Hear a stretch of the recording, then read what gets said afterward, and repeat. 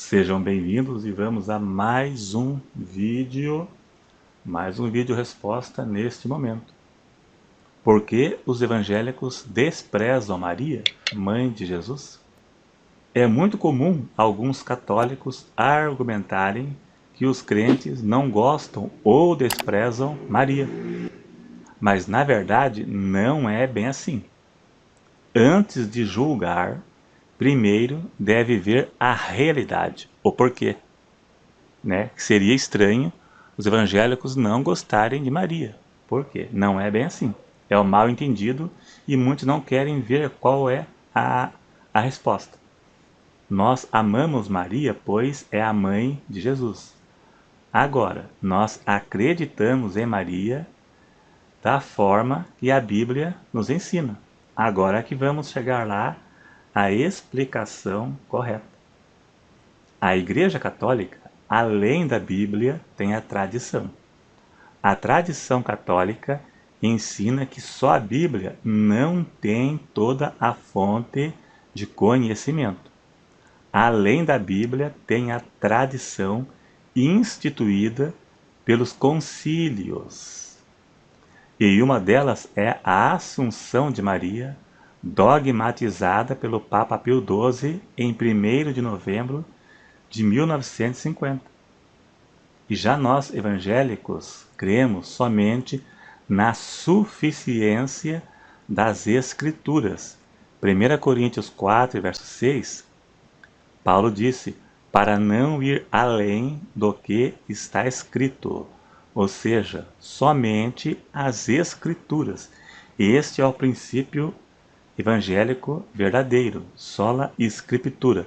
Somente o que está escrito, somente o que os apóstolos ensinaram e mais nada. A tradição não tem problema, desde que não vá contra algum princípio bíblico. Se a tradição for contra, ela invalida a palavra, dando lugar à tradição. Era isso que os fariseus tinham, os judeus da época de Cristo, eles tinham a tradição. E quando a tradição vai contra a Bíblia, ela invalida. Tem muitas citações bíblicas, mas eu não vou citar tudo não, porque o assunto não é tradição católica. O assunto é Maria. Veja, Marcos capítulo 7, verso 8, Jesus disse para os judeus, porque deixando o mandamento de Deus, retendes a tradição dos homens, como lavar dos jarros, dos copos, e fazeis muitas outras coisas semelhantes a estas. E dizia-lhe, bem invalidais o mandamento de Deus, para guardardes a vossa tradição. Então, quando o mandamento vai contra a palavra, ela invalida a palavra. Versículo 13, invalidando assim a palavra de Deus pela vossa tradição que vos ordenastes. Só isso só, vai muito mais além, mas o assunto aqui não é a tradição, o assunto aqui é Maria. Cremos em Maria da forma que a Bíblia nos ensina, e não da forma que a tradição católica ensina, pois os ensinos católicos sobre Maria não encontram respaldo bíblico. Vamos ver alguns deles. Só alguns, de forma resumida, para a compreensão. A Assunção de Maria. Isso foi dogmatizada pelo Papa Pio XII no ano de 1950, que Maria foi tomada de corpo e alma para o céu. Mas esse ensino é uma tradição católica que não se encontra na Bíblia. Como que o Papa Pio XII ficou sabendo se ele não viu? Quem foi que contou para ele? Como ele ficou sabendo? Não tem como. 1 Coríntios 15, verso 20, está escrito que Jesus ressuscitou e foi feito as primícias dos que dormem. O verso 23 diz, primeiro Cristo as primícias e depois os que são de Cristo na sua vinda. Ou seja, Cristo é a primícia dos que dormem. Ele foi o primeiro a ressuscitar com o corpo glorificado e ir para o céu. Primeiro Cristo e depois os que são de Cristo na sua vinda.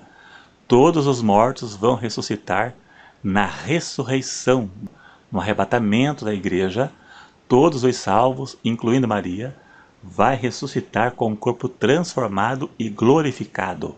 A Bíblia não abre exceção. Então aqui, esse ensino que Maria foi para o céu com corpo e alma é uma tradição que anula 1 Coríntios 15, verso 20 a 23, para o catolicismo. Anula. Agora o próximo, Maria sem pecado, imaculada. Alguns dizem que ela teve que nascer sem pecado para gerar Jesus sem pecado. Mas se Maria tivesse que nascer sem pecado para gerar Jesus, que não iria pecar, a mãe de Maria também não poderia ter pecado para gerar Maria, que não teve pecado. Né? E a bisavó dela também, a tataravó, assim por diante.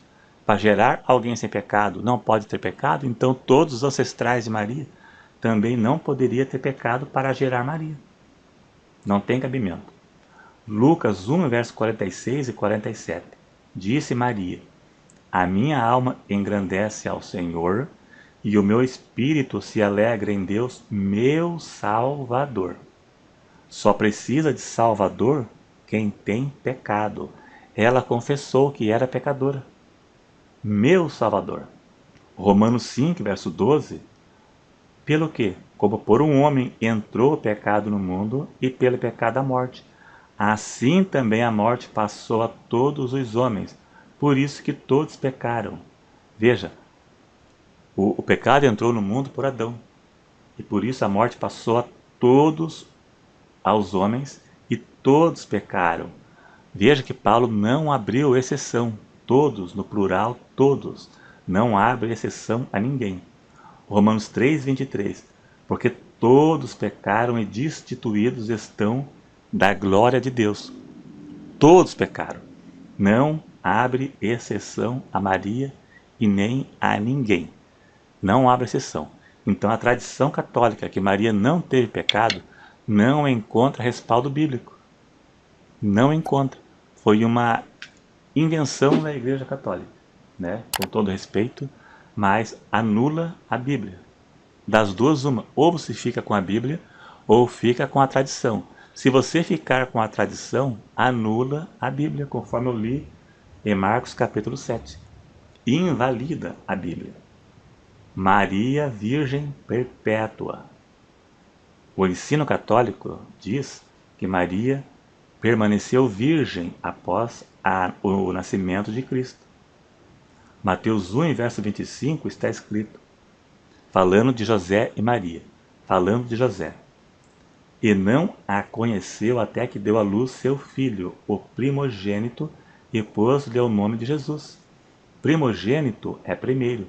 Aqui diz que José não conheceu Maria até o nascimento de Cristo. Conhecer aqui é relação sexual. Ou seja, José não teve relação sexual com Maria até que nasceu Jesus. Depois eles tiveram uma relação sexual normal, como qualquer outro casal tem. Se Jesus fosse filho único, não estaria escrito assim. Não tem cabimento uma pessoa dizer, né, este é meu primeiro filho. E os outros, cadê? Não, só tenho este. Não tem cabimento isso. Não tem cabimento. Primeiro filho. Então, este é o meu primeiro filho, é o único. Ou indicando que vai ter mais, né?